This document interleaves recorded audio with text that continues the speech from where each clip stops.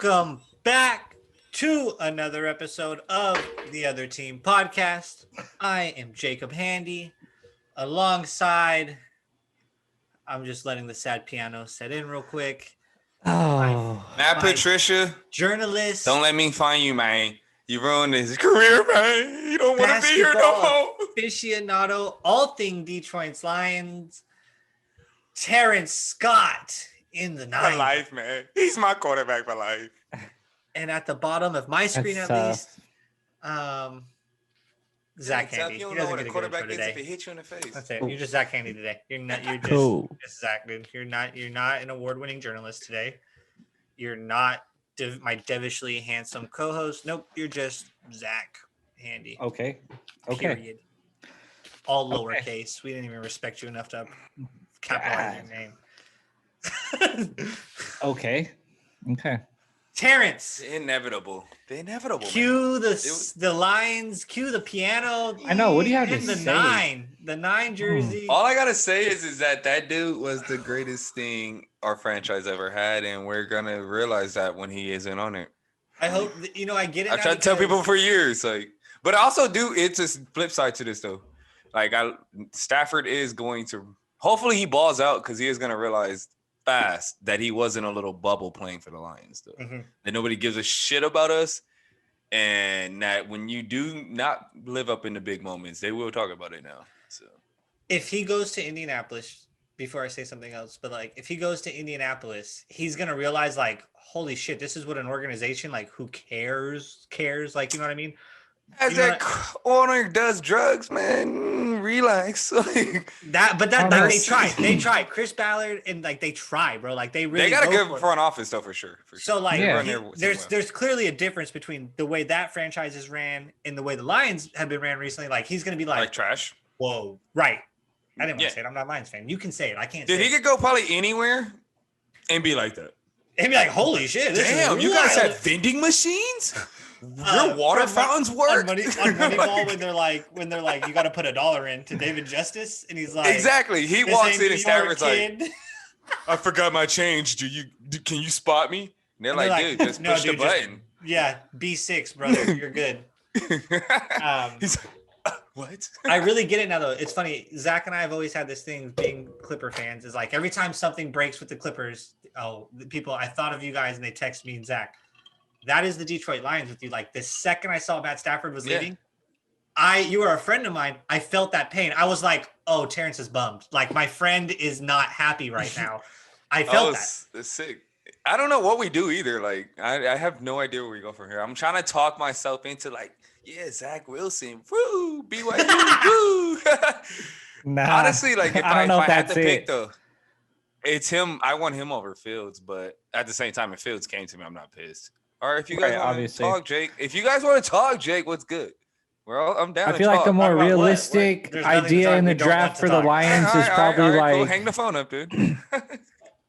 It's probably Trask or Wilson. Is that the more realistic deal? You think Fields and Lawrence will both be gone or no? Trask is a second-round pick, dude. If we take Trask in that number 7 pick, I will. Or what about North Dakota State? I don't know. I just feel like I don't want. What pick is the Lions? What pick are the Lions? 7. You think Fields can drop to 7? Anything could happen after we move Stafford. You got to think about that too. We're gonna have another first-round pick. They could want to move up as well. But just saying, as it's constructed now with the 7th pick, do you think with the 7th pick he could fall to the 7th pick? Who, Fields? Of now, Mel Kiper, who's wrong all the time, literally all the time. He has Fields falling to us. True.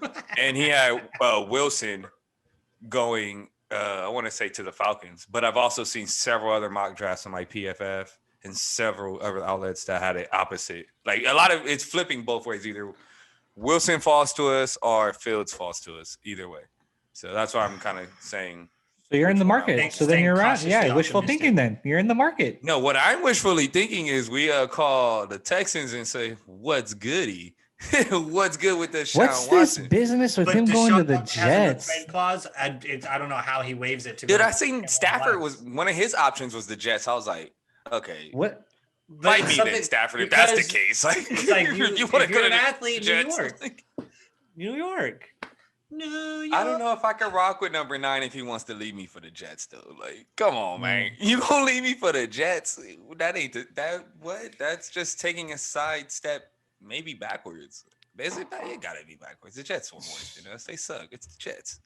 Robert Saleh is that good of a coach to want to get guys like Deshaun Watson and Stafford to want to go play for him? I can't buy that. I don't see it. But what about Watson? And like, what about Rodgers? Even though the CEO came out and said like we're not idiots, but like, what if those guys were to move? Well, I think Watson has Rodgers the- is coming back down to earth, right? Like the Rodgers, it feels like a few days after the He game, was just like mad. right. We all feel like, okay, yeah, Rodgers is going to be back in, cheesehead colors again. Watson, however, I don't even know. Like, obviously, he Watson wants to won't go to be the back. Jets. Right. He's not going to be back. He wants to go Jets, but like, where else could we theoretically see him going? There's a ton of people in the market for an established QB this year. Deshaun Watson He is can like, go wherever he wants. He's unlike any other trade target you really ever get. He's 25. He's top 3 at his position. Like, and it's the most important position in the game. Like you said, Terrence, and he's signed. Like, no trade clause. It's wherever he decides to go. And like I said, he's like, when was the last time 25-year-old quarterback top in the league was being traded? When's the last time an NFL player had full control of his destiny? Like, it's not rare. It's rare. And it is like he is an unheard of. So, I mean, so many spots really make sense. I mean, who couldn't use a Deshaun Watson, but like Indianapolis, but they'll never go within division. Like Jacksonville would like to get him because they have the asset, won't go within division. Beat it. Go get Trevor. Miami kind of like they have the picks, but it's kind of like you have to realize if you're Houston, you are making an ass of yourself, even if you're willing to, because you're getting the picks that you've already traded them. Like you're getting them back now. Oh, is that what that scenario is? You know what I mean? You're basically getting your own fucking picks back. Like, and then you're getting 2 over Deshaun, and it's just weird. And then you're giving away Deshaun, and it's like you've already given away D-Hop in a trade. You can't sell that. Yeah, you have to realize, like, to your fan base, you're going to be looking like an ass. So, like, to me, Miami's kind of weird. Chicago makes sense. Tua is the best quarterback you're going to get back, though. Yeah, exactly. Tua is probably the best quarterback you'll get back. Because, like, if you go to Chicago, what do you actually get back outside of picks? Just Mitch? How many picks do you guys even have? And who the and that's the problem. Your assets. I guess, but if you go to Jets, right, you get Darnold. So do you like Darnold more than? I'd rather have Darnold. Yes. Yeah, I'd rather have Darnold. I'd rather have Darnold and Tua before I take Mitch. 1000%. Darnold and the second pick. That's a deal. The best package out there. The Jets. Because then you could go O line. Then you can go O line and try. You could literally do anything with that pick. Anything. You could draft a fucking. Because we talked about with Watson earlier. QB battle, and then if Darnold looks good, then you still have trade with Darnold, and now you can trade him for like next year's draft, and you can still rock with Fields, and now Darnold just turned into another offensive lineman. Whatever, you can do whatever the fuck you want with that pick, like literally anything with it. You have options. So the Jets end up making sense to me a lot, but like we say, it's like. Fuck the Jets, bro. You're asking for a trade, and now you got to go risk it and put the pressure of reviving the Jets. That's pressure. Anybody who asks to go to the Jets, you're asking for pressure to me. Super pressure. But I do think Deshaun would be best for that. I don't think pressure matters to Deshaun Watson. But like pressure makes diamonds. I don't think anybody should want to go to that situation. But another trade I forgot to mention to you guys was I saw the Lions obviously the Broncos been looking at Stafford for years. Like that trade between them, getting Drew Lock back, I thought about because his whole comparison coming out of college was Stafford anyway. So it was like, but I'm not really a Drew Lock guy. I think Drew Lock's not that good. But to get Drew Lock back in like a first or probably was a second if we're gonna get Drew on the deal. I can see the Broncos pulling that trigger, but I can see the Broncos wanting to pull that trigger for sure. John Elway can't draft a quarterback, but he loves to sign a good one. He's out though, but he's out. He's out. They replaced him. No, he's still in the front office. He just has a different title, right? Yeah, but he's not the one making moves for players anymore. Okay. Yeah, but he's still telling you. He's definitely still got to stay in the room. But the thing to me with Deshaun Watson is so interesting. It's like we said, he's right in his prime, and he has so much control, and it's obvious that they're trying to give him because we talked about this, like. it was disrespectful that they didn't listen to him. And now it feels even more disrespectful that they're interviewing all these coaches and trying to appease him. It's like, bro, it's a little too late now. And it's like, I tried to tell you guys this and you guys are like, no, what if they give him what he wants? It doesn't matter anymore. Like, you've already offended me and you told me by your actions that you don't really give a fuck what I wanted. But now because I'm literally willing to burn the building down, you're like, oh my God, oh my God, oh my God. Okay, calm down now. Not too late, buddy. I'm burning this shit down. Like, you should have listened to me before. If you cared how great I was, if you thought I was this great, you should have listened to me in the jump. Now it's too late to interview Bohemian. It's too late to interview Leslie Frazier. It's too late for all of those shits. Like, I don't care. I'm out of here. And they need to understand that. And I think they're coming to that realization that he's going to leave because it doesn't matter. And I hope Bohemian doesn't take that job. No, I don't think he will. I think he's too smart. It seems like he's like, this isn't like, I hope you've been waiting 2 years to get a job. You think you're going to just grab this one? Like, hell no. Andy Reid won't let him take that job, right? Andy Reid will be like, bro, only way like to take the that job most is sought Deshaun after stays. thing. But like, still, even if he stays, it just feels messy over there. I don't want Imagine that. if Deshaun stays, it's a good job. Like, you get to town and the first thing on your plate, like, you sign the job, new GM, and then all of a sudden Deshaun Watson comes up to you and is like, hey, by the way, I'm fucking leaving, dude. That's tough. Yeah, like just because you signed, don't forget. I'm still trying. I'm still forcing my way out. Like, all right, that's a tough situation. Before we go any further, just a reminder that this podcast is brought to you by Thrive Fantasy. Come prop up #prop up with Thrive Fantasy. #prop up. Like that kind of just fucking. Enter our code, the other team, all one word, and get matched up to $50, minimum $20 deposit on your first deposit. Your best prop sport daily fantasy app. I know we DraftKings and whatever can all get overwhelming. Prop sport fantasy apps definitely are always a good switch up. NBA is always fun. Over under 20 points for whatever player and whatnot, stuff like that. Super good outlet for your gambling heads like me and Zachariah Handy here, who definitely like to gamble on the sporterinos a little bit. So to get us officially started, that was good quarterback talk with Matt Stafford and kind of the quarterback carousel and whatnot that could happen.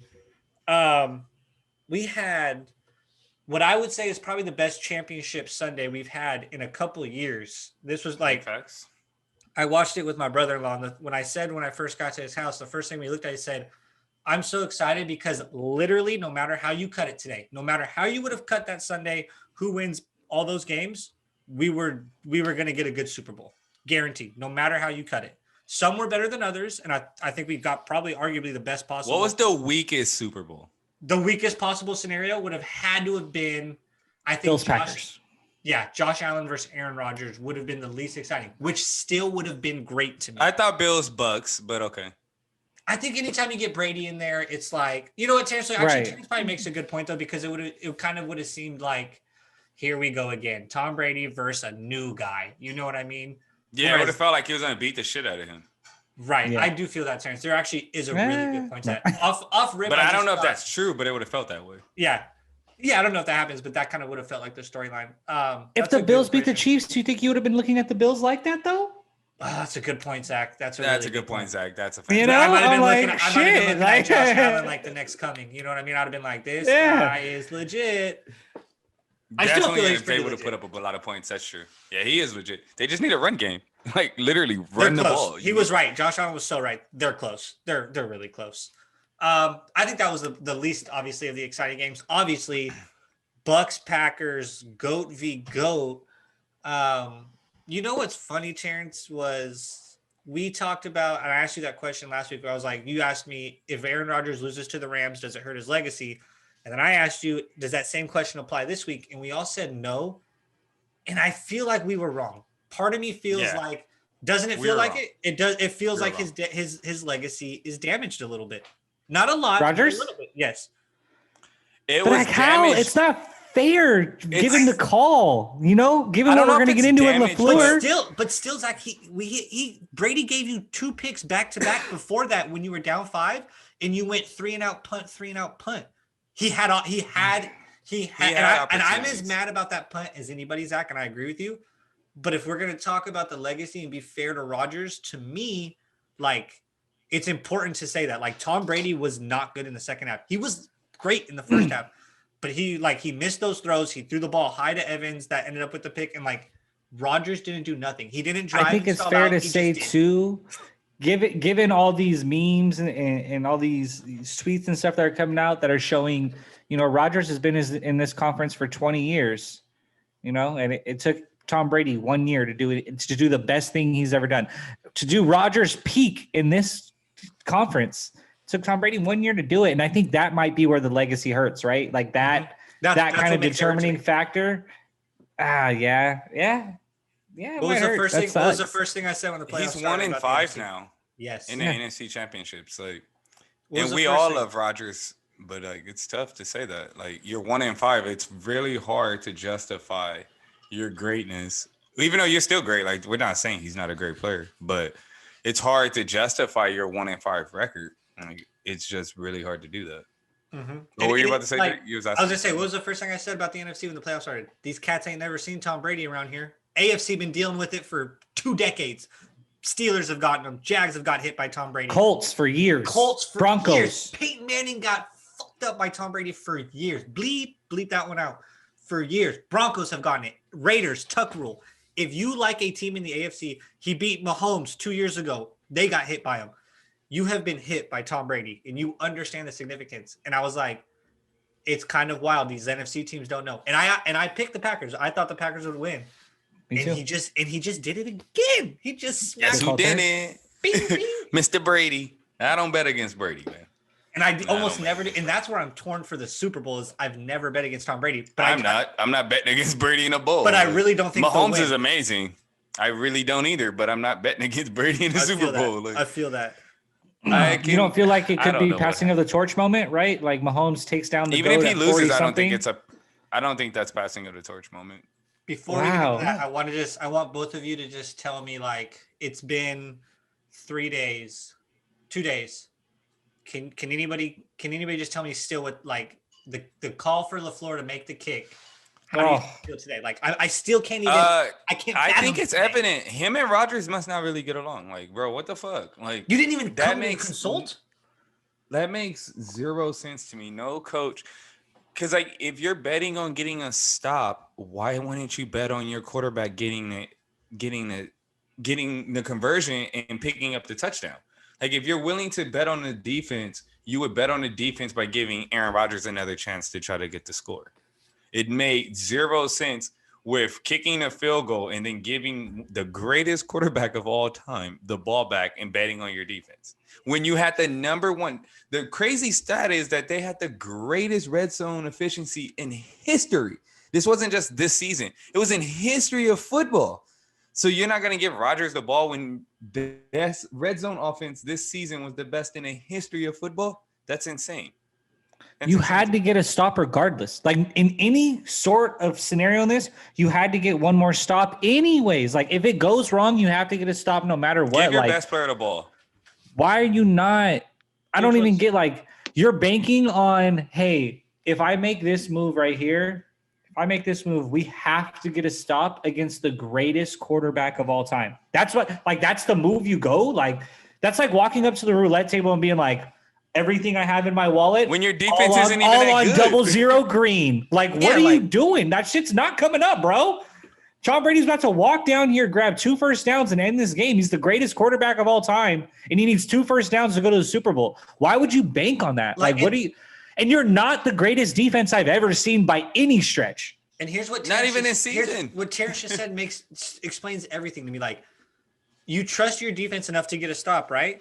So why are you making them get a stop 15 yards up on field position? If you run that play and fuck it, it doesn't work.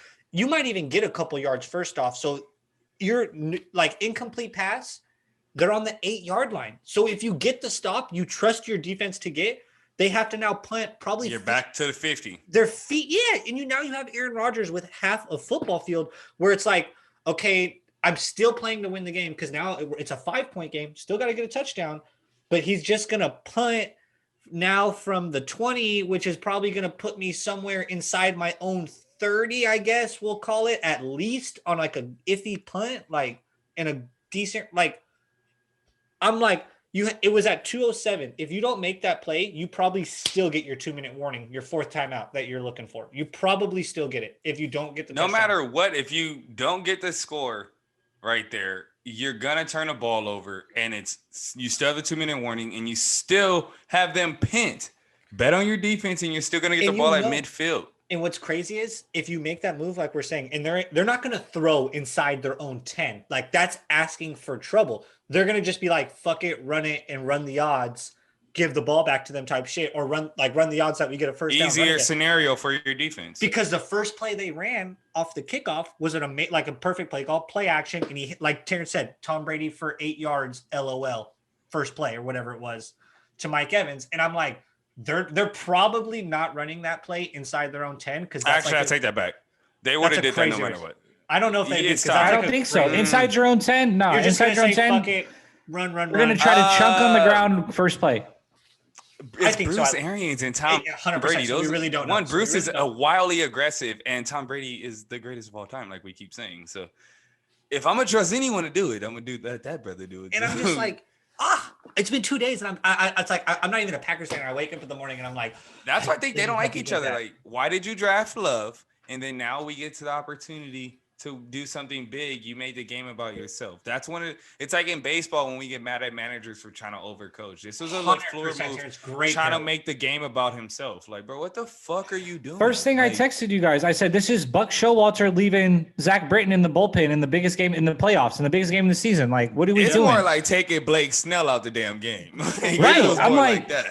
I'm watching the captain of the ship is just watching it go down, and someone's got the keys like, hey, you could just actually save us, but we're just going to actually watch it. LaFleur, like, no worries. You could be answering questions about like, yeah, we lost, but I gave Aaron Rodgers the ball, and we live and die with our best player.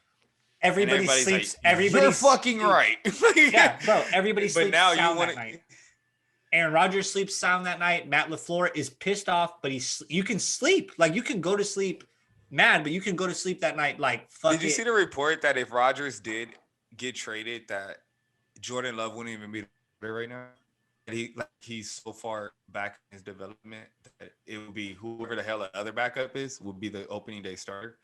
So it's like, man, y'all better cut. That's why the CEO came out and said that shit. Like, we're not idiots here. We need Aaron Rodgers. Like, let's. What's crazy is like I actually think Matt LaFleur is like he looks like the next budding Sean McVay. Like he looks like an amazing coach. He's 26-6. He's 26-6 exactly, and he's getting in his own way in these moments. And it's like you're 26-6. You clearly know what you're doing, and you have. No, I mean like he may. Yeah, he's 26-6, but how much is that Aaron Rodgers and he may? I'll tell you how much because before Matt LaFleur, Aaron Rodgers wasn't going 13-3 because he had a guy in. Yeah, I get what you're saying. Like because he didn't have that. You know what I'm saying? So it's like it's clearly. I get what you're saying, but at the same time, if Matt LaFleur really tries to burn the bridge and has to not have Aaron Rodgers anymore, I guarantee you ain't gonna have the same record. Facts. And if he does, then this man is fantastic, and we all need to shut the hell up. But I highly doubt that is going to be the case. Like, it's nice to have this record and walk like with your chest all out when you have Aaron Rodgers as your quarterback. Like, a lot of guys with a nice system could flourish with Aaron Rodgers. The last guy that was there didn't win 13 games with Aaron Rodgers, so I think you can walk with your chest out. The last guy there won a Super Bowl with Aaron Rodgers. Won how long ago and got one a decade ago. You gonna knock his ass? I'm just gonna stand in front of one. I'm not knocking him. I'm saying LaFleur deserves credit. Sucks. Like he deserves that no, credit. He for sure deserves which is why I'm like, which is why my mind gets. But he might blown. get in his own way. Is what I'm saying. Yeah, like, facts. I think that's so true. He deserves credit, but he might get in his own way. Like ultimately, you're fantastic, but. Just like Bill Belichick got in his own way. Because it's clearly fucking evident Tom Brady's not washed and he just needed some parts to play with. But Bill was acting like it was all about him. And now look what you got going on over there. And look what Tom's doing. So sometimes coaches want to make it all about themselves when, like, yes, dude, we need a good coach. But at the end of the day, we all know the elephant in the room is players win the game. Hey, so you guys seen Fever Pitch, the movie? Terrence, you seen that with Jimmy Fallon? Yes, I have actually seen it. That's when he's like a teacher, right? No, that's when he's. No, is he a teacher? He's the big Red Sox. He's the diehard Red Sox fan. He's the diehard Red Sox. I feel like he's a teacher. He is a teacher. Okay. I think. Okay, Forgot so I picture Bill Belichick during this whole playoff run, like when they walk in on bro after the breakup and he's in his whitey tighties with chicken wings all over his chest, and they got Not the the Buckner, Buckner video. and they got the Buckner game on. Like I feel like he got the tuck rule on or some shit. Like just like all these great Patriot moments, and like the wife got to walk in like Bill, not again, and he's just like dead. No, who walks in is the dog. You remember on draft day when he was drafting with his dog? His dog is who walks in. Like, can we go for a walk already, dude? This dog be like, pick yourself up. I feel like that's how Bill gotta look, right? Bill gotta look sad as shit right now watching this shit happen. Like, I texted y'all right when it happened. Bill's breaking everything in his house right now. Right when they won, like the whole man cave is destroyed. I think the Bucks Packers game had the better story in the loser locker room. Like the Aaron Rodgers story was the better story. I think Chiefs Bills, the better story is actually in the winning locker room. And it's basically the story is just, do you think anybody can stop the Chiefs? No. I want to say right now, I got Chiefs. I like the best football team ever assembled. I think it's the best football team I've ever seen in my personal life. I think it's better. 100%. I think it would beat any Patriots team. Any one of Tom Brady's teams are probably getting whacked. I don't know. Call me recency bias, but I'm ready to say like it is so efficient, dominant offensively. They can't pick up. We say it every week, Terrence, and I can't stop saying it. 3rd and 8 is 3rd and 2. I've never looked at any Tom Brady team as great as he was. Even the team with Randy Moss that couldn't be stopped. It was literally fucking a cheat code in the NFL. I still never looked at that team at 3rd and long and thought like, well, they're probably picking this up. I look at the Chiefs on 3rd and long, and I'm like, I realized it this weekend that Patrick Mahomes is just as special as Lamar Jackson athletically, and we don't give him credit.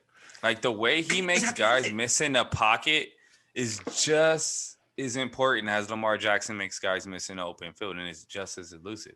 Like I've never seen anybody better do that shit in the pocket, like so casually, and then just throws a laser. Like, right. And to a credit, it might be, I don't know if I'm saying like more important or what it is, but it's like almost more effective because you're passing, like it's to pass the ball down the field. I'm just saying. First off, Zach just said a forktive. Like they eat with. You said it might be more forktive. I have a fork over here. No, I'm just kidding. Anyways, it might be more this guy forktive. Just always has to take a slide at the homie. I wasn't taking a slide. I'm just saying like footwork in the pocket like that to extend the play with your arm. You're doing that more than you are leaving the pocket. You don't throw it. I'm gonna tell you right now. I agree though. I agree with you saying that. You know, Travis like Kelce, he's passing the ball 40 times a game. He's running it like 10. If you must be nice to have Cheetah because I've never seen anyone like him either. I've never seen Travis like Kelce. Fuck him. Oh, like Travis Kelce is amazing. No, he's amazing, but like I genuinely mean this. Like I've never seen anything like we talk about Mahomes.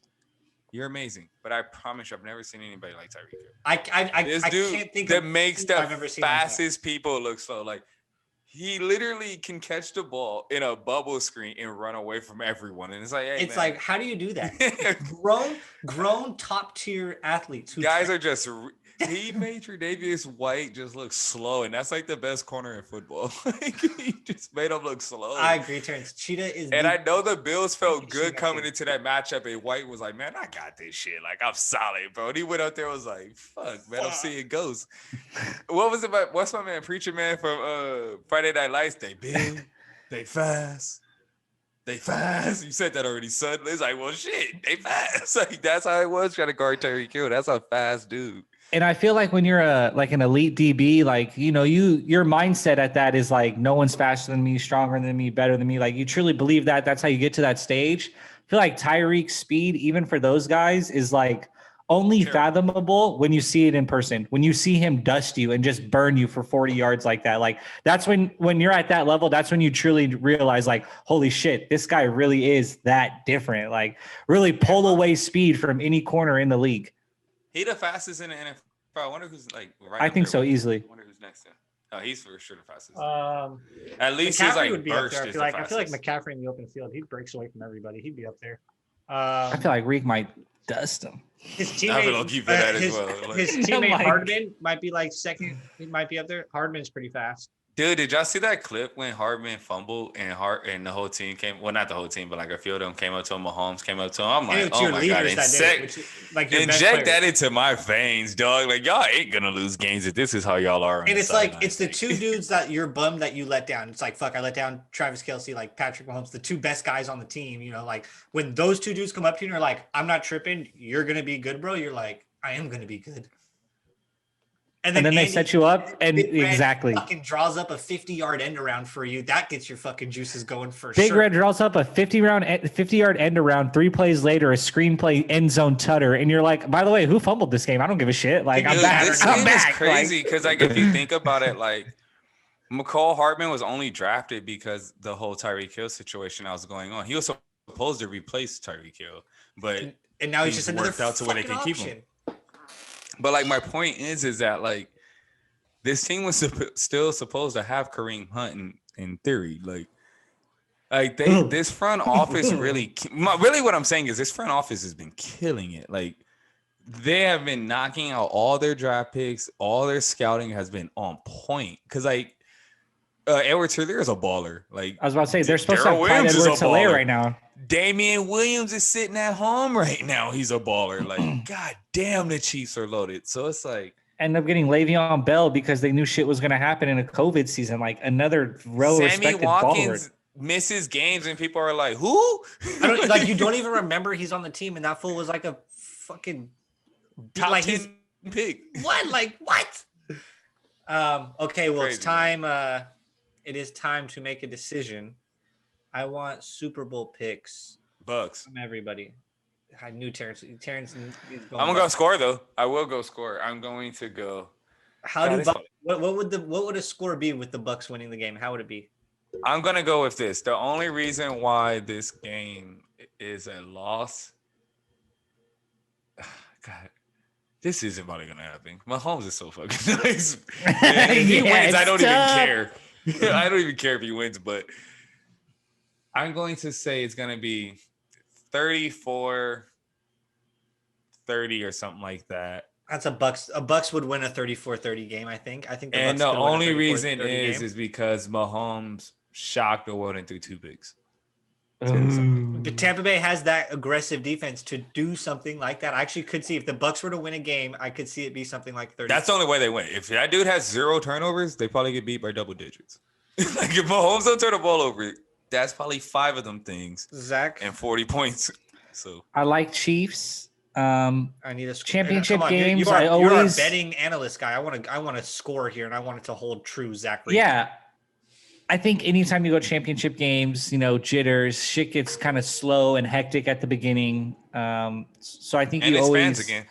whatever your initial reaction is, I feel like you should always peg the points down just a little bit in championship games, right? Because it's hard to perform. It's like a game 7. First 8 shots are just like hyped up bricks. But these are great offenses. I feel like both these offenses are going to find form. I would say Chiefs cover the spread. Right now it's 3.5 to open. 37-30 is what I had in mind when I initially thought of this game. Like big shootout, close most of the way.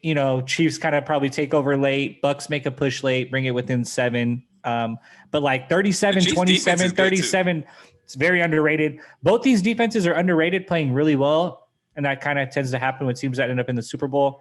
I think 37-27, 37-30, that type of thing for the Chiefs. They're just passing the torch to me. It's like the new dynasty. Chiefs, and it was Brady and the Patriots. Brady's on a new team, and now Brady's like, look, young gun, go be great and carry the league. Like there's always a quarterback that's that man. I was him.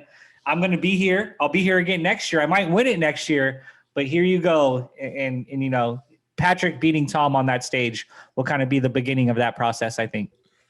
Can't argue that. I typically agree with you with that championship thing where like Super Bowls, everybody comes out a little stiff. But I will say, I don't think the Chiefs will come out very stiff.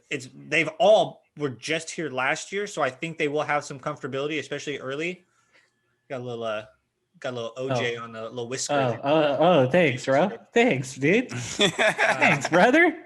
I appreciate you. Happens when you got them whiskers hanging out there. Fuck, that's fantastic. I just lost my train of thought because Zach's fucking orange juice mustache. Who's your pick, Jake? What you giving us? Oh, You said you thought it would that's be what I said. slow. But I don't think the Chiefs will start off slow. So, like, I think like a crazy bet would be like Chiefs first half and Chiefs to win. Like Chiefs kind of just lead throughout. I think Tom will keep it close for the most part. I thought 40-27, like you guys said, a double digit. 40. I think the Chiefs would end up pulling away late. I think the Bucks are gonna have trouble sticking with Damn, them. you saying Tom gets his ass beat? That's interesting. I No, guess like- Okay, look, it's a 2-score game, but it's like if it's a 1-touchdown game and Tom's kind of hanging around. Game. It's a 7-point game or a 6-point game, whatever, and then they score one, late to kind of put them to bed late in the fourth quarter type thing. I would see it more like that. I don't see Tom kind of being out of the game until the end, but I do see like Zach said, the Chiefs are the greatest thing I think I've ever seen football wise. Like I don't think I've ever seen somebody so comfortably just move the ball continuously downfield. Does not matter the situation. Does not matter if you're down. We saw him come back on Houston from like 20 down in the playoffs, 17 down in the playoffs. They were down 9 there. It doesn't matter what. My question: how great is Mahomes if he didn't have all these special weapons? Because Kelsey and Tyreek Hill are really special. And Big Red's calling your plays. You know what I mean? Fuck that. I think all good coaches need good coaches. I mean, all good players need good coaches. I'm not going to knock Andy Reid for his coach, but let's just say he doesn't have Tyreek Hill and Chelsea. Oh, of course, it does help because like having no coaches. Speaking from Alliance fans, absolutely sucks. It's fuck tough. You, Matt Patricia. So, moving forward, fuck you, Matt Patricia again. But talking about this again, like, how would the Chiefs be? Well, how good would Mahomes be if he didn't have Kelsey? I think that's a good question because it's like that is typically one of the measures of like greatness we've always put on quarterbacks is like Peyton Manning made some other like had Dallas Clark looking like a Pro Bowl. People say things like Tom Brady had helps make other guys better. You don't get that effect yet with Patrick Mahomes for sure because like these guys are fucking legends like that he's playing with. I don't know how to answer that question. Like the only way I can answer it is like we'll see in 3 to 5 years when they can see if they can hold on to all these players and I'm actually really interested to see that. I think Mahomes is amazing. Right. Like, I think that's when I think they would still be one of the best teams in the league. I think they would be in position. I don't think they'd be as dominant. I think they'd still be in the position to be near this good because I think, I know because Mahomes, like, I think the relationship that it's Reid with Mahomes is more important than anything than it is that he has Kelsey and Reek. I think that relationship, that system, being bred as a quarterback under Andy Reid and kind of being taught under this system, under these coaches, that's more important than anything in this franchise and in this system right now. So maybe, I'm not saying we have to replace Kelsey and Reek, I'm sure, with the worst tight end and worst receiver in the league. But, I think if they were just good tight ends and good receivers out there, I think you'd see a similar product out there. Obviously not as dominant. Like Travis Kelsey is so once in a lifetime. Reek is once in a 2 lifetimes. Oh my God. I think that helps. But man, it is crazy. I would think somebody once in 2 lifetimes definitely helps. I'm watching the game. I'm watching the game with like a friend who doesn't watch football at all. And like the only thing he kept saying when Reek would get the ball, he's like, that guy's probably faster than anybody, huh? He's like, that guy's crazy. And I'm like, dude, you have no idea. Like this guy's a unicorn. He is insanely fast. He's what Devin Hester wanted to be plus steroids. Like it's insane. Okay, so let me get this right. It's crazy before we move on. Terrence, $34.30. Zach was 37.30. No, he was 40.24. No, that was you. That was 40.24. I was. No, I said 40, that was Jake. 27, 13-point difference. No, I thought you like 16. Thought it was 40. 2 touchdowns. 40-27. Wind the tape back. It was 40-27. It was 40-24. Fuck you, twin. 40-27, just to set the record straight, right? 40-7. Get the fuck out of here, Tom. You're washed. Get the fuck out of here. Your days are fucking 40-27. Patrick Mahomes league, 35-0. Be fucking seeing you. No. What is Zach at? 35? No, 37-30? 37-30. 37-30. Yeah. Chiefs. Terrence's pick is good pick to me too, because I'm like, that would be kind of the score I see the Bucks. If they win this game, it's going to be a little bit sloppy, but both teams will still score. Like the Chiefs are obviously fucking scoring. I don't care how bad they play, they're fucking scoring. Yeah, no, Super even Bowl if they MVP, turn the ball over for. Okay, I like this. Super Bowl MVP. They turned it over twice. Somebody on defense, Right. That's gonna have to be your pick if you're trying to get a clean sweep here. I would but say probably Tom. last year they gave it to Mahomes. And it's so hard to give it to anybody. Because But it was supposed to be Damian Williams last year. He It earned it. should have been. But I'm gonna No, say, it was Damian Williams. What are you talking about? Damian Williams was the Super Bowl MVP. I thought they gave it to Mahomes. Oh, did they give it to Damian Williams? They gave it to Mahomes. They gave it to Mahomes. Let's go to Google. I'm right, gonna keep say. going. Well, fuck. Well, if they didn't give it to Mahomes this year, I feel like last year. I feel like they're for sure giving it to Mahomes this year. They gave it to Mahomes. I thought they were giving it to Mahomes. So I was gonna say America's sweetheart, Travis Kelce, will get it. Big day, 2 touchdowns. It's Mahomes. Something like that. So I'm gonna go with Travis Kelce since Mahomes got it last year. I'm gonna go a little outside the box and say a quarterback. I got the not sleeper winning. pick. I got the sleeper pick for Super Bowl MVP. Let me. Are you saying this? Oh, is the wait, prop bet I'm we need sorry. to hit? That was the betting odds. Ignore me for a second as I continue to look this up. Who do you got, Zach? I got McCole Hardman. Oh, that. I wonder what your prop bet You odds. gotta take are a punt for that McCole to Hardman. happen. Kickback No, he's or going one to of get them 2 end rounds? receiving touchdowns. He's getting 2 receiving touchdowns. Receiving and a running. One of those end around plays breaks. And no, end around play is going to set up another one of those like screen tutties. No rushing touchdowns. 2 receiving. He's going to have like 7 catches because they're going to have Reek. They're going to have Reek schemed up. Reek's not getting loose. Mahomes was last year. Reek's not getting loose. McCole Hardman is the speed factor that gets loose for the Chiefs. Slightly beats out Travis Kelce for the MVP. Like that. I like that. Okay, what Tampa Bay Buccaneer on defense is winning Super Bowl MVP? No, Terrence said overall it's Tom. Oh, you said Tom?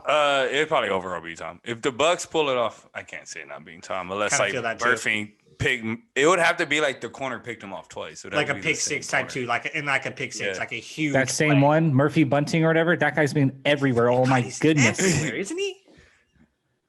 And he's only what, like in Bucks the second defense year? flies, dude. It flies around. And they're gonna be healthy too. They're gonna get all their young. Can we young talk quarterbacks. about Winfield will play? Before we get off real quick, that hit by Whitehead that like literally knocked himself out of the game because it was. Yeah, he like, broke the his most- own damn shoulder because that was a Holy hell!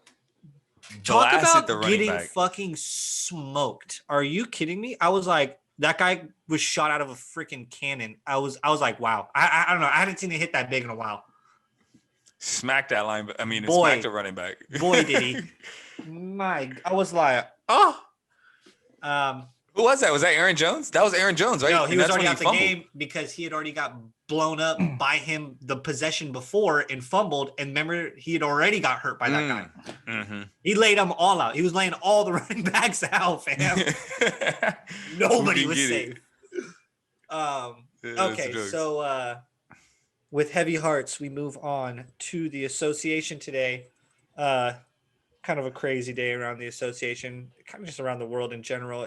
I can't believe it's already been 1 year. Man. Basically 1 year since the world started to spin differently is kind of how I would put it, because by the time Really? Kobe Bryant died 1 year ago today, rest in peace to a legend. It's horrible. All of Still them. feel- GG this- and the whole crash, really. Absolutely. It's been 1 year since that accident. And it was like when we all kind of fathomed that accident was when kind of quarantine and coronavirus happened. So just like it was a little bit, it's a weird day. I'm sure every basketball player feels really weird today. Everybody in the association probably felt a little off out there and was, it's wild. I can't believe, I still to this day, I don't know if we'll ever be able to grasp it. Yeah, it still doesn't feel real. Yeah, we there's a couple cool Kobe murals in Long Beach. We went Kobe and Gigi ones, and we went and took pictures and like paid our respects today. It was cool. Just a bummer of a day. Me and my girlfriend, giant Laker fan, Kobe fan. But just crazy day. And as always, like you said, condolences to everybody. As always, Mike's number forever. So you already know what it is. He would or is, I would imagine, smiling down on his Lakers, who are just fucking rolling, mate. Oh my goodness. I mean, now last year we just kept seeing year 17, and this year it's year 18, and LeBron James just doesn't seem to fucking age. I don't get it. I mean, between watching him every night and then on Sundays you get Tom Brady, I don't even know how to fucking explain it to modern science or whatever it is. They're really good. This road test that they just hit, where it started off with Milwaukee, and then they got Philly coming up. The Cleveland game, I think, was an underrated matchup. I think like the casual fan would think, oh, the Lakers should roll into Cleveland and kind of roll through those bums. But the hoop fucking heads like us that live for this, no, Cleveland's been a gritty team this year. They've been scrapping hard. And I don't think I was like, that'll be a good test for the Laker team. 2 wins. They got Philly coming up on Wednesday, tomorrow. I mean, they're freaking Boston on Saturday. They're rolling, man. They're best record in the league, 14-4. Man, they look good. God, I mean, what are you guys seeing from the Lakers right now? Nothing like too crazy. Best team basketball. They earned it coming in. We said it much of the end of the season last year.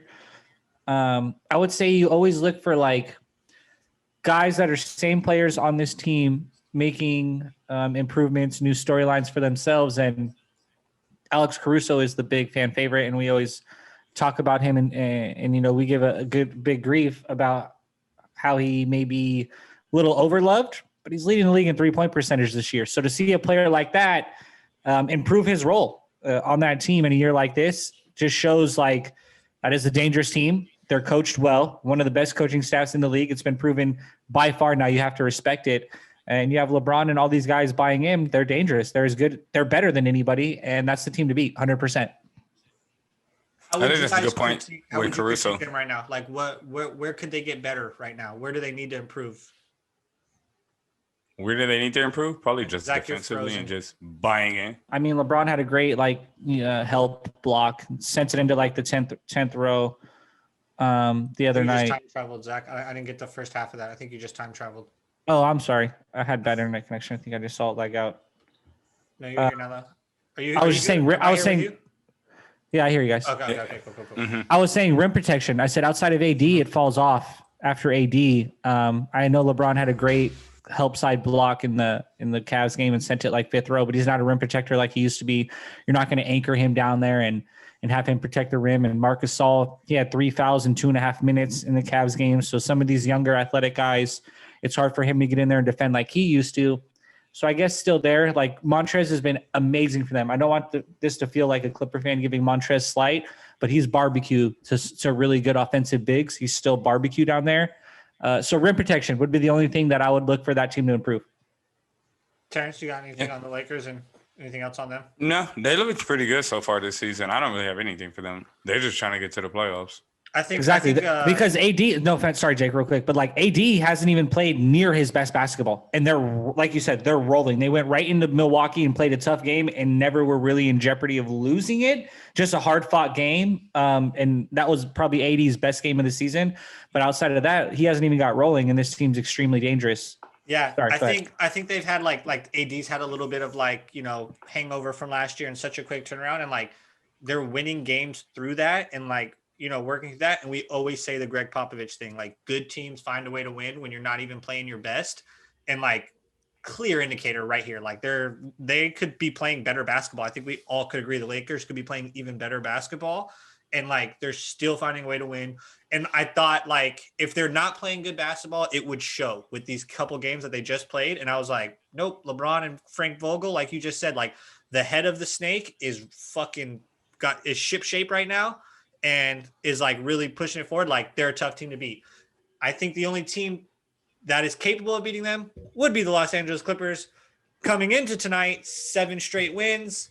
They did lose. No Paul George, no Pat Beverly, no Kawhi Leonard. To the Hawks, they're second, or actually, I think they're tied for second. They might have dropped to third because the Jazz, but the Jazz lost to the Knicks tonight in the league.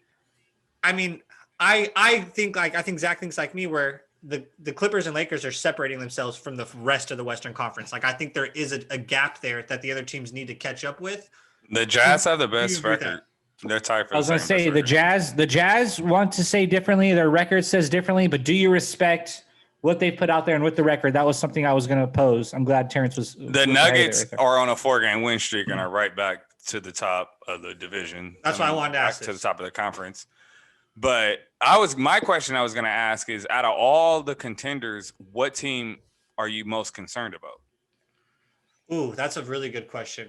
Most concern amongst all contenders. I like that the Nuggets are playing well again, but I still feel like they can't guard a fucking lick. Or I'm tripping. No, Like, they can't. but it's No, they like, can't guard anyone. and it's like their offense is so good that like it can get them by. And like when Joker and Murray are rolling together, we know it. It's like they can beat anybody and they can go on these win streaks. But I would like they gotta find some type of defensive help at the trade deadline. I would say the Nuggets concern me most.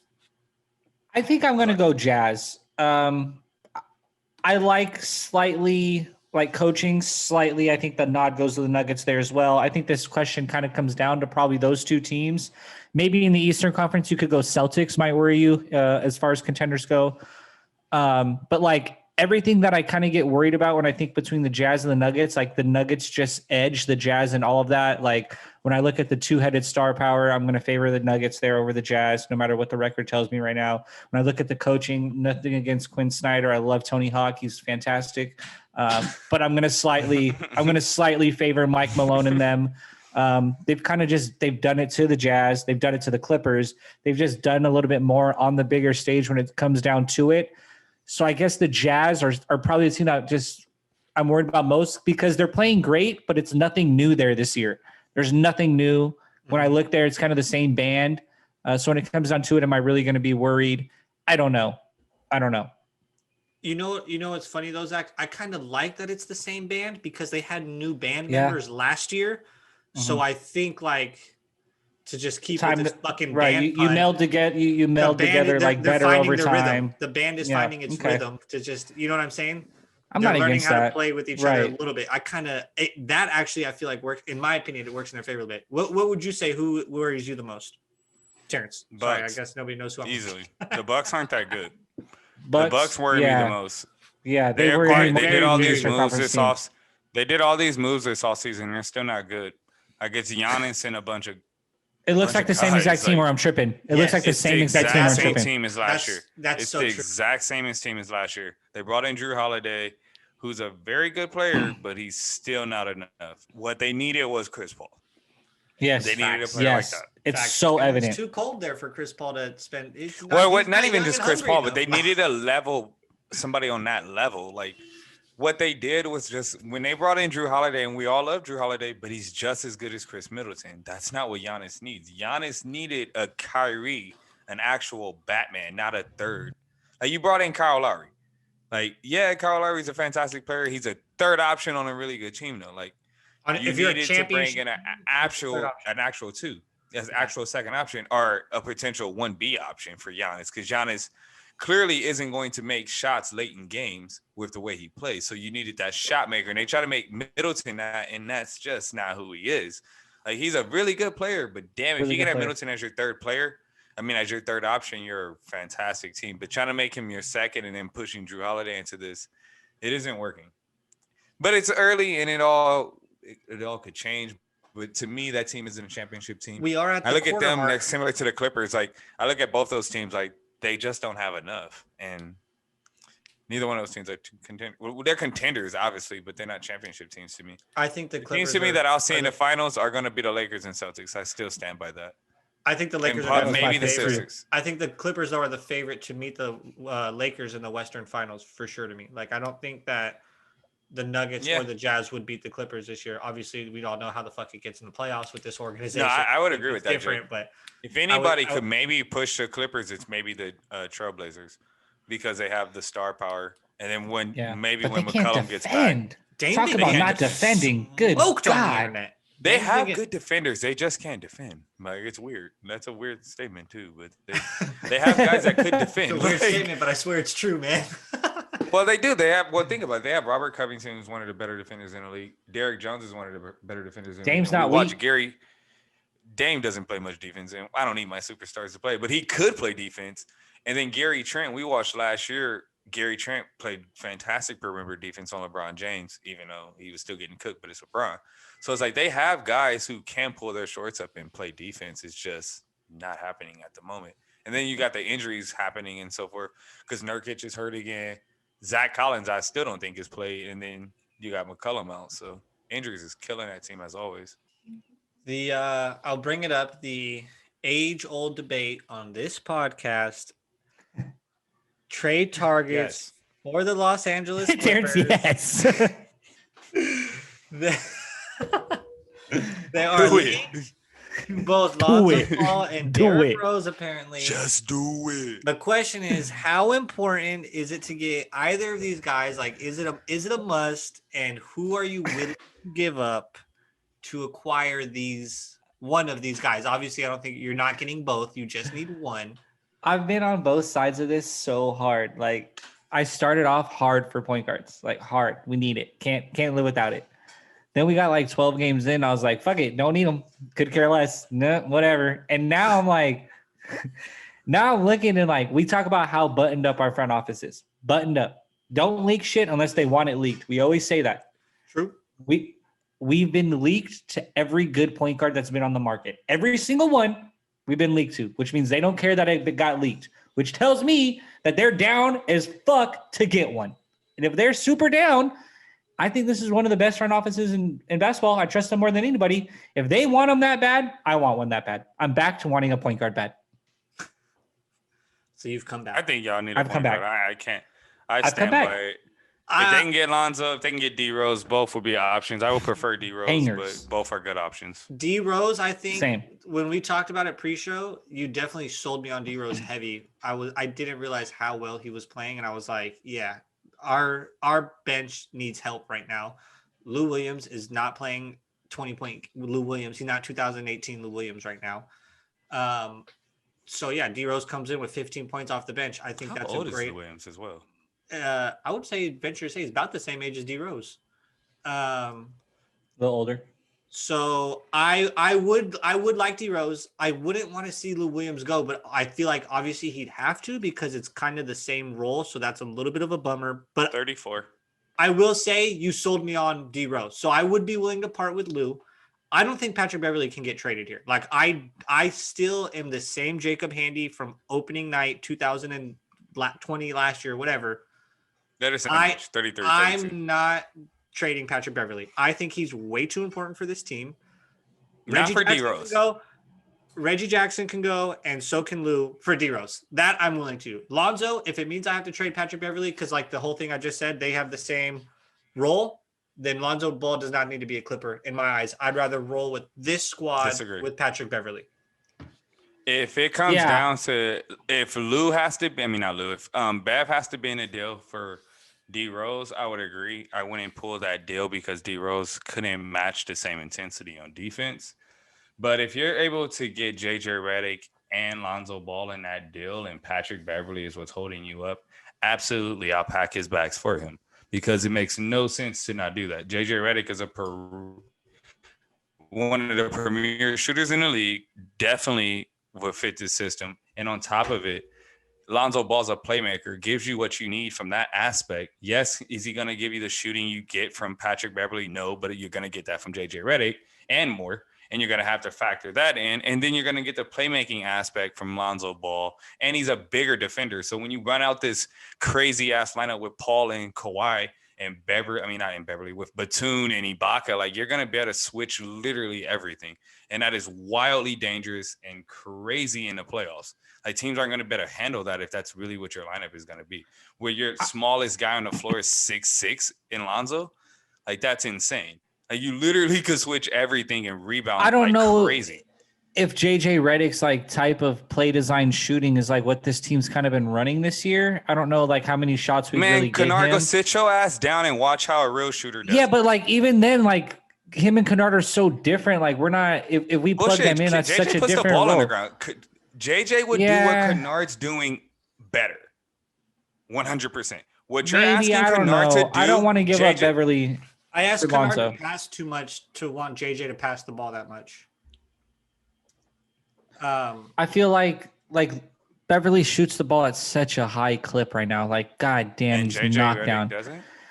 But it's like it's different types of shots, is what I'm telling you. Like setting up JJ for a shot is so different than setting up Bev. So you're telling me I don't know. Bev I don't want to in corners, right? Bev just is a rotation guy, right? No. You pass it to Bev. Bev shoots threes off there. He kicks it off the kickouts. Bev, you're not running any play for Beverly. Beverly gets a shot off a pass, and he knocks it down in the corner, which you're telling me JJ Redick couldn't hit pass. I'm not telling him he shots? couldn't hit those, but that's not typically JJ Redick's game. JJ Redick runs his defender ragged all through set plays and up and down the court and all up and down the offense. That's more his style of basketball, and we don't really run that for any of our shooters. We don't have that in our system right now, so I'm not sure he fits in, is what I'm telling you. Yeah, who are we running off stuff like that? People we run that for is Paul, who puts it on the deck right away. Has to run off screens. I don't think that's his best skill set. That's how he's most successful. That's how he does most of his work. So it's like when we bring him over, that's schematics. Like JJ Redick's a basketball player. He's played in the league for 14 years. You're telling me the man can't fit in systems? Everyone's got like their fit. I understand what you're saying, but I disagree. No. Not at this point. When you're a veteran and you're trying to win and you're been in the league and you know how to play basketball, it is no, I can fit into your systems. JJ Redick is a player that definitely can fit into this Clippers system. Just like if he was to throw him in a Lakers system, he'll fit into that system because he's a winner and he's a veteran. You can put him on XYZ contending team and he will fit into that system because he's a veteran and he knows how to play basketball at a high level. So then to that point, plays for me.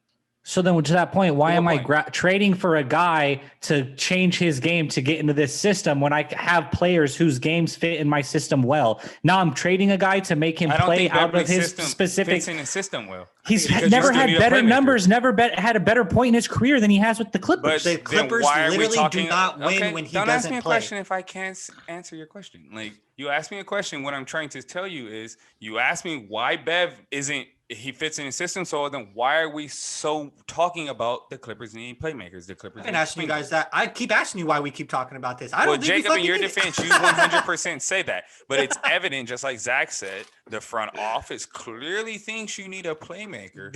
I do like that point, Zach. Clearly isn't the tell-all be-all, and that they're looking at a guy who's similar to him, bigger than him, and is a better playmaker than him. That's all I'm saying. It's evident that they think they need a playmaker, and that JJ Redick is obviously a guy who could play in any system, and Lonzo Ball would fit perfectly if you were able to get those two guys and Bev was the holdup. You'd be wild to not want to move Bev. To not pull the trigger because of Bev? Oh my God, we need Patrick Beverly because we can get Lonzo Ball and JJ Redick. We don't want to move Patrick Beverly. You don't want to win a title, and that's why you. I don't know. Better with Patrick Beverly because it'd be like Beverly and like Lou or Beverly and like Reggie Jackson. I don't think it would take that much. Lou can go. I agree. That's why I said Lou can go, but if it was Bev and Lou, personally, I think that deal, I would still pull that deal because we aren't factoring in how young Lonzo also is. Like we can say he's still really young and can still really develop. And no matter what, if his jump shot never comes, the dude is just as good as a defender as Patrick Beverly, and he's 6'6" and is a fantastic fucking playmaker. What he can do and the passes he can see, no one on that Clipper team currently can do. He will be the best playmaker on that team. And that's something that Clipper team can use. It would help Paul. It would help Kawhi because guys who can pass and see shit that way makes everyone better. It is a reason why that is an adage in basketball. Oh, he makes the players better.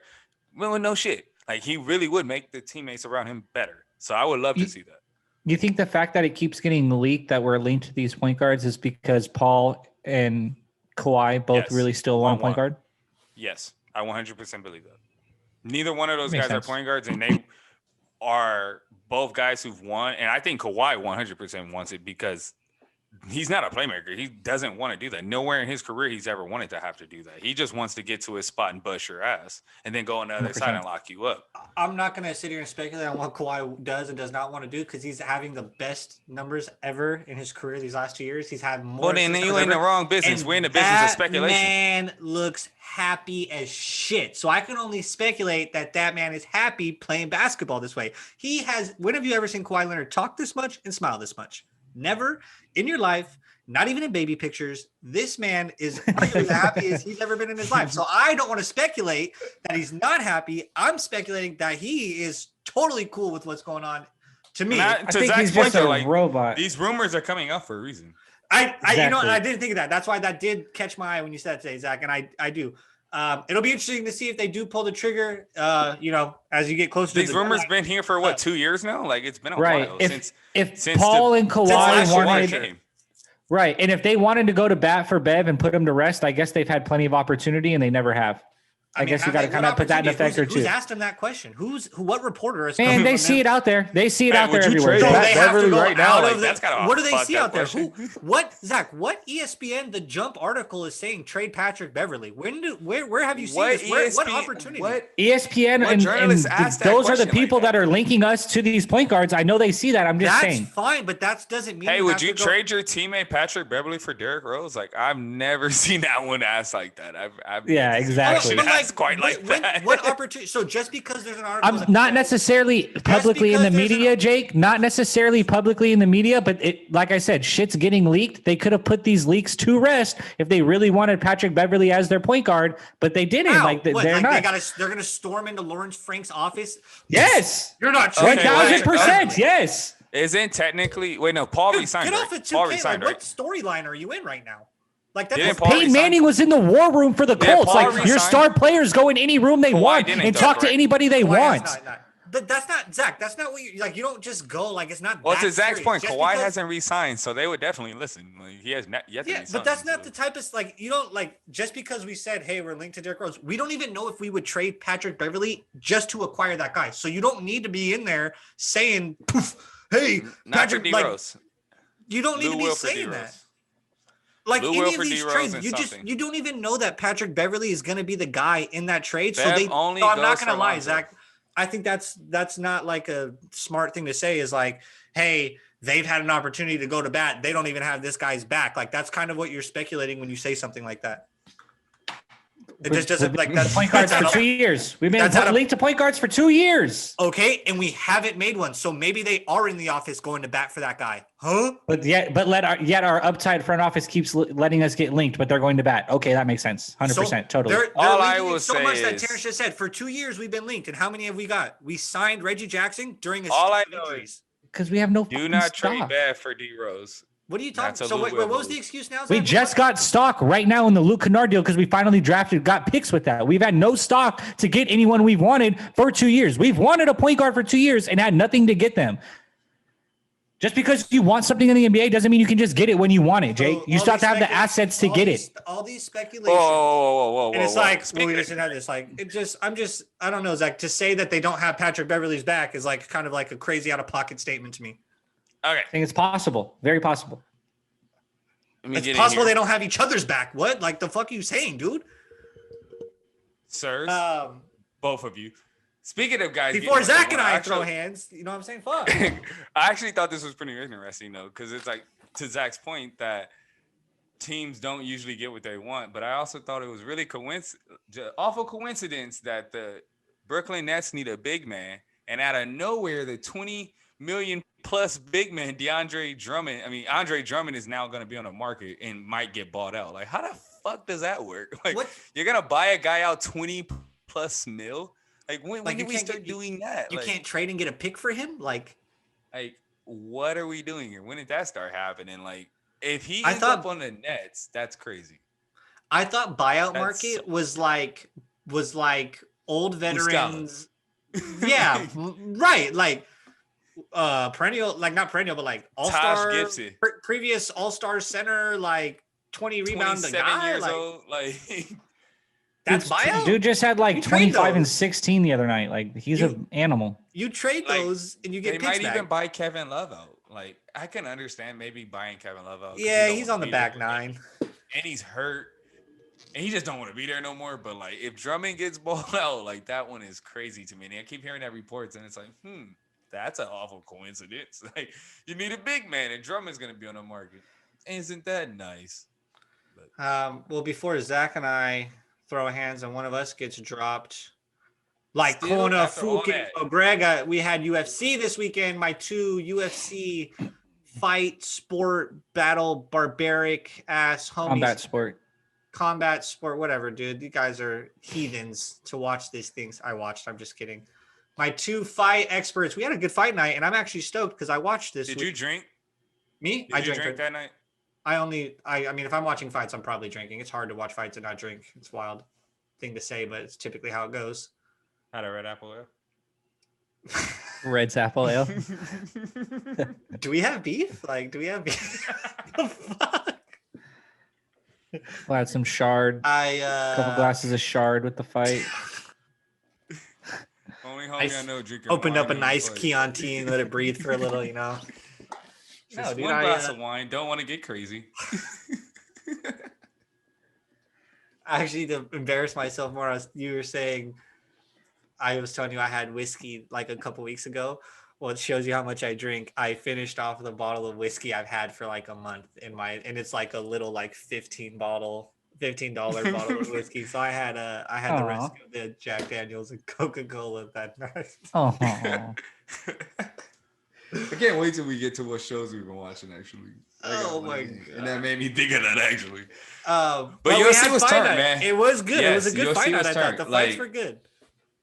First fight I'm to not last, really honestly. surprised. I'm not really surprised by what happened. I would say I kind of had this predicted, but Poirier is a bad man, and like McGregor kind of did say the truth that the inactivity did get to him a bit.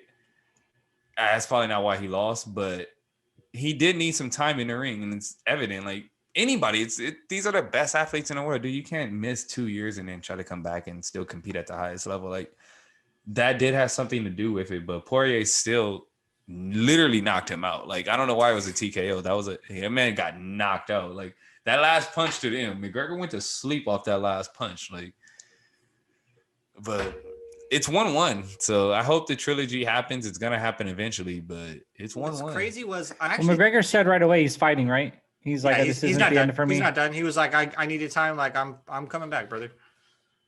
He loses next fight though. It's gonna get weird. It'll get weird. The next fight, then after that, he would have to get scheduled. Would be weird. If he loses next fight, off to the sunset. It was close, but I thought he won round one, which was what was crazy. Yeah. Like I thought McGregor won round one, so I was like feeling confident from. It was close though, and so it was close. It was for sure close. He hurt Poirier the first round too. Yeah, I'm feeling confident. I'm like, okay, McGregor's back, mate. Like, let's get it. And then all of a sudden, it was like, just like the leg kicks were everything. Ooh, my the leg goodness. kick started in the first round, and he didn't check any of them. It was like, okay, you really looking for a knockout right now because they're gonna add up. Snapping them off.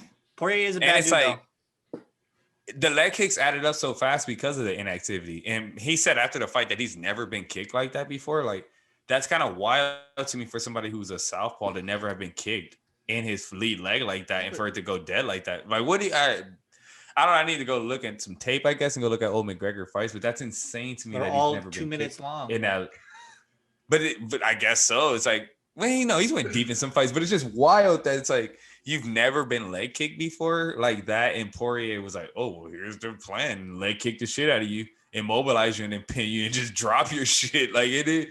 I couldn't believe he said that after the fight. Like I really want to go look it up, or somebody on Reddit do my research. Already clipped me up for me. Like do my research for me so I can look it up. But that shit was interesting when he said that after the fight because I was like, Zach, for a guy that fought this many years, seeing our boy McGregor get dropped like a bad habit. It was a bummer. But he definitely got his bet ass on whooped, McGregor, man. right? I did. I did not. McGregor, right? I personally didn't lay any money on the bet on the fights. Thank goodness. I would have. I can guarantee I would have put like McGregor knockout. I would have gone for it. Gone for the gusto. Damn. It was brutal. That last one to the nose that puts him on his butt was just such a bummer. I was like, oh, Connor, no. Oh, my guy. I was shocked when I saw it, though. But it was when he was in the corner ducking, weaving, and swinging, I was like, oh, it's an ugly look. Damn, UFC is so entertaining, man. There's some bad men in the ring. Good fight cards, for sure. The underrated story, because obviously McGregor gets the best story every time he fights, and it's just what it is. But Michael Chandler, the dude from Bellator, comes in. I don't remember who the fuck he fought, but Dan Hooker. Oh, Dan Hooker. That's right. My man, Dan Hooker. Man, the tall one. Hooker didn't look like he wanted to be in that fight at all. That was exciting. That was an exciting little knockout there. I was like, wow. Oh, fantastic knockout. But like, if you look at Hooker though, and like they said after the fight, Hooker threw his gloves in the ring and like had the retirement moment. I haven't heard from his coach and whatnot to see if that's true and whatnot. But if you, I don't know, like I said, I told you guys a story before the fight that when I was watching it, like my ESPN Plus stream blinked out. when I was watching it, and I didn't get to see it at the 4-minute mark because I told you guys at the 4-minute mark. You got your I money was like, back, "Man, right? this dude's about You to got your get money back? Yeah, exactly. Got my money back. But I was like, this is pretty crazy. Like, it looks like he's about to get knocked out at like 4 minutes because he just looked like he wasn't ready to fight. And then ESPN's stream blinked out for me, and I come back. At least they reimbursed you, man. Exactly. And Hooker sleep. So it's like, fuck. I saw it coming, but I didn't get to see it. So, unfortunately. Look, I texted you. I was like, I'm gonna be bummed if I find out this guy's views don't align with mine, is all I'm gonna say, you know? I did some deep diving into this guy, and I have found no evidence, so I'm fucking amped on it, dude. Like, I'm on the Michael Chandler. Your first picture did not give it to me though, because I was like, that could It go was both skeptical, but it ways. was like a step in the right direction, kind of. Or It was a step in the right direction. But I will say his interview to Khabib and all of that, and like even his post-game interview, all of that was like semi-respectful. Like, you can't be that respectful if I was a Well, fighter. like, yeah, I can you tell you called that him if I out. was a fighter, Did you I'm not hear how respectful. Like, did you hear how he called him out? If you plan to grace us with your presence again, he knew who he was talking to. Okay, he knew there was a little bit of like, look, I know you're one badass dude. 29 in Chandler though. 29 in Chandler is so fire. I want so it on fire. So fire. That's got to be like, if that fight were to happen, that's got to be like your slogan. Like, that's got to be on merch. 29 in Chandler. Like, You better win that fight so we can continue to say that. Like, that's pretty hard. 29 in Chandler is pretty hard. Like, that's so fire. Whoever thought of that was pretty fire. Crushed that. When I heard that on Pat Mack today, bro, I was like, wow. Even Pat said it. He was like, that's pretty fire, dude. Yeah, dude, that's fucking it. So I'm like on this Michael Chandler train, dude. Like, I'm stoked on this guy. Like, The when I see backflip. clean, I was like, wow. Almost ended his Off career. the top row. Almost ended everything.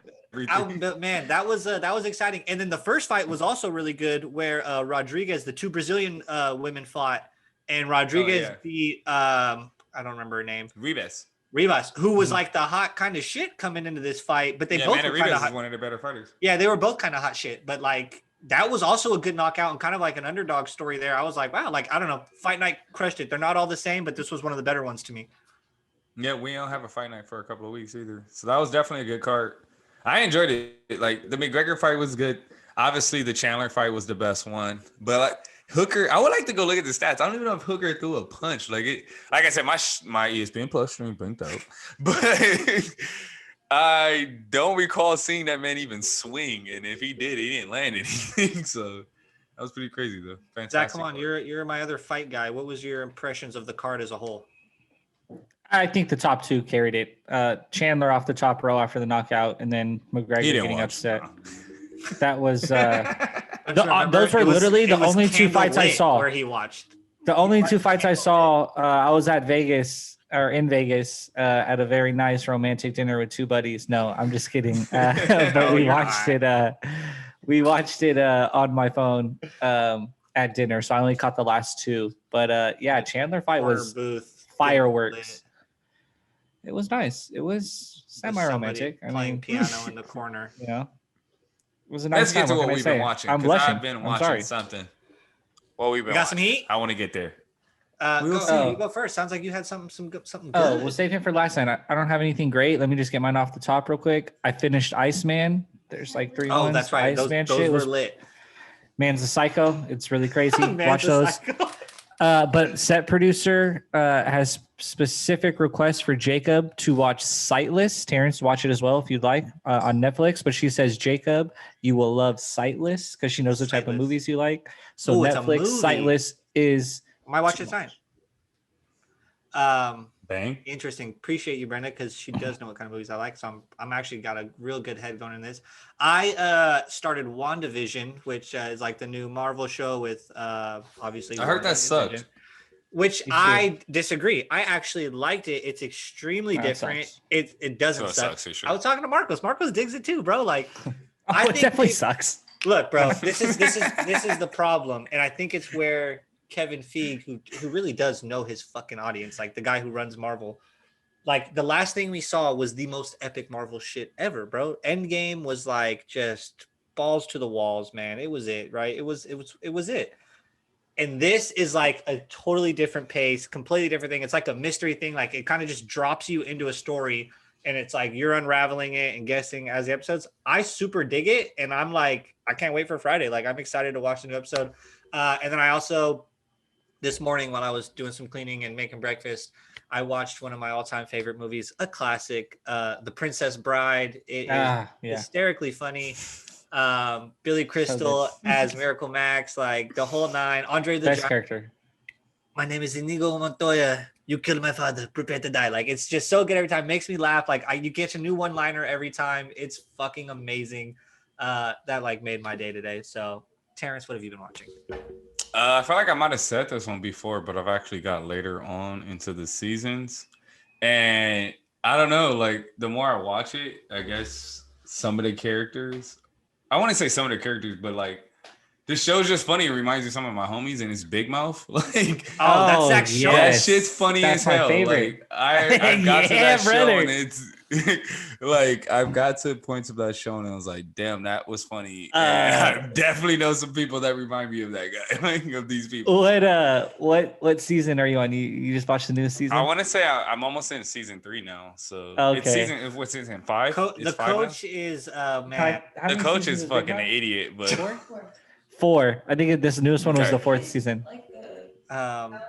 Abel, if Abel is listening this week, Abel's favorite show is also Big Mouth. Like that is his that shit's pretty funny. Like it's definitely different, but it's funny. Like that's what I've been watching lately. All of our listeners over the age of 18 go watch Big Mouth. Like that one is wild. Like it's wild because like they even have the kids wild. Like whoa, like that shit is crazy. But like you were on wild stuff when you were a kid. If you think about it, that's what makes it so funny. Like that literally is what makes it so funny. Like man, damn. I'm glad you brought that to watch. Yeah, Big Mouth, the newest season, hysterical, brother. When you get to the newest season, man. Jokes. I can't wait because like I said, they go. The beginning of it starts. They're at like camp. All the kids are at camp together. Fuck, dude. Oh, it was a summer camp. Oh, it's good. Yeah, like at summer camp. Jay's hilarious, dude. Jay's a crazy dude, man. Oh, we all know who Jay is. We all know who Jay is. Yeah, Jay with the pillows. It's just jokes. Yeah, that's too funny. But man. as always, oh man, it's a sad episode, man. Like, it is. This episode did hit a little different. It was very sad. This one's dedicated to 9 for sure. 8, 9, and 24. Actually, this episode is dedicated to 2 and 24 and all the other passengers. But man, Matthew Stafford, I miss you, dog. But it's always good to feel in my heart that I watched the Bears forever and ever have a quarterback. So feels good. As Andy always, Dalton, he might be coming. That dude stinks. Trevor Lawrence coming to Detroit. You don't want to go to this sorry ass Jags. Urban Meyer's a coach. He's a college coach. He's gonna try to teach you like a little boy. Don't do that.